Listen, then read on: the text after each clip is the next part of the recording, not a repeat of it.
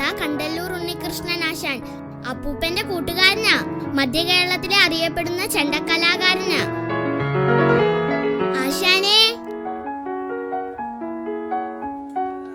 ആശാനെ, കഥകളി മേളത്തെ കുറിച്ച് പറഞ്ഞു തരാമോ? പിന്നെന്താണ്, പറഞ്ഞുതരാമല്ലോ. എന്താണ് കേളികൊട്ട്? മുൻകാലങ്ങളിൽ ഈ നോട്ടീസ് ഇല്ലായിരുന്നു, മൈക്കില്ലായിരുന്നു. ആ സമയങ്ങളിലൊക്കെ ഈ ജനങ്ങൾ അറിയണമെങ്കിൽ, കഥകളി ഉണ്ടെന്ന് അറിയണമെങ്കിൽ ചെണ്ട, മദ്ദളം, ചേങ്കില, ഇലത്താളം വെച്ച് ഒരു അരമണിക്കൂർ, ഒരു 5 മണിയാകുമ്പോൾ കൊട്ടും. വൈകിട്ട് കൊട്ടുമ്പോൾ ഇത് കേട്ട് ദൂരെ പായും, ഇത് ശബ്ദം. അപ്പം അന്നേരം ആൾക്കാർക്ക് മനസ്സിലാകും ഇന്നടത്ത് കഥകളി നടക്കുന്നുണ്ടെന്ന്. അങ്ങനെയാണ് ഈ ആദ്യത്തെ ചടങ്ങാണ് കേളികൂട്ട്. ഇത് കേൾക്കുമ്പോഴാണ് അറിയുന്നത് ഇന്ന് അവിടെ കഥകളിയുണ്ട്, ക്ഷേത്രത്തിൽ ഇന്ന് കഥകളിയുണ്ട്. ആട്ടവിളക്കിൻ്റെ വെളിച്ചത്തിൽ മാത്രമായിരുന്നു വേഷം കഥകളി നടന്നുകൊണ്ടിരിക്കുന്നത്.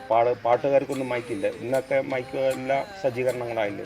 കേളികൂട്ട് 5 മണിക്കാകുമ്പോൾ പിന്നെ സമയം ഇത്രയും കിടക്കുന്നില്ലേ, 10 മണിക്കാണ് കഥകളി നടക്കുന്നത്. അപ്പോൾ ദൂരത്തുകാർക്കൊക്കെ വരാം. നടന്നാണ് ഇന്ന് വരുന്നത്. അല്ല ഇന്നത്തെ കൂട്ടുള്ള ഈ കാറും ബൈക്കും ഒന്നുമില്ല. വന്നവർ നടന്നാണ് വരുന്നത്. അതാണ് കേളികൊട്ട്. ഒന്നാമത്തെ ചടങ്ങാണ് കേളികൊട്ട്. കഥകളിയുടെ എല്ലാ ചടങ്ങിലും ചെണ്ട ഉപയോഗിക്കുമോ? എല്ലാ ചടങ്ങിലും ഇല്ല. കഥകളിയിലെ ഈ സ്ത്രീവേഷങ്ങൾക്ക് ചെണ്ട പ്രാധാന്യമില്ല, മദ്ദളമാണ് ഇതിന് പ്രാധാന്യം. മനസ്സിലായില്ലേ?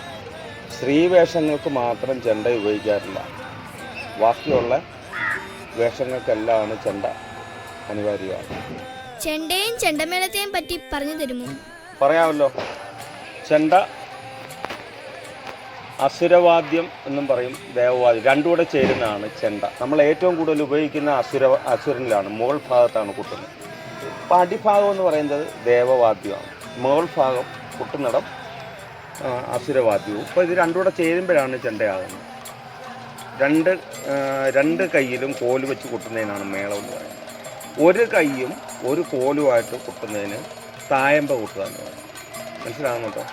തായമ്പ കൊട്ടുന്നതിന് ഒരു കൈയും ഒരു കോലുമാണ്. ഇടത് കൈക്ക് ഉപയോഗിക്കാറില്ല. അപ്പം വലത് കൈ മാത്രമേ കോല് ഉപയോഗിക്കാറുള്ളൂ. 2 കൈ വെച്ച് കോല് വെച്ച് കൊട്ടുന്നതിന് മേളങ്ങളാണ്. എല്ലാം മേളങ്ങളാണ്. ക്ഷേത്രമേളമുണ്ട്. ഉത്സവം ഗോത്രവർഗത്തിൽ നിന്നാണ്. ഗോത്രമേളം, ക്ഷേത്രമേളം, അകമ്പടി മേളം, അങ്ങനെ 3 കാറ്റഗറിയാണ്.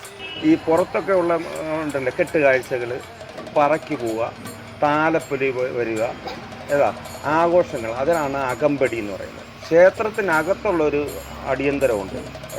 നമ്മൾ പറയത്തില്ല അവിടുത്തെ ചടങ്ങുകൾ, പഞ്ചവാദ്യം ഉണ്ടാവും, ചെണ്ടമേളം ഉണ്ടാവും, സോപാനം ഉണ്ടാവും, ഇങ്ങനെ അത് ക്ഷേത്രമേളം എന്ന് പറയും. ആശാനെ, ഈ ചേച്ചി ആരാ? ഇത് ശിഷ്യത്തിയാണ്. സ്നേഹാദാസ് എടത്തറ, പാലക്കാടാണ്. ഓട്ടംതുള്ളൽ, കഥകളി, കേരള നടനം, മോഹിനിയാട്ടം, ചെണ്ട, തായമ്പ. 2 വർഷമായിട്ട് തായമ്പ പഠിക്കുന്നുണ്ട്.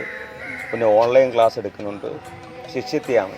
ഇപ്പം ഇന്ന് കഥകളിയുണ്ട്, കഥകളിക്ക് വേഷമുണ്ട്, വേഷത്തിന് വന്നേക്കുവാണ്. ചേച്ചി, കഥകളിയുടെ ഒരു മുദ്ര കാണിച്ചു തരാമോ? കാണിച്ചു തരാലോ.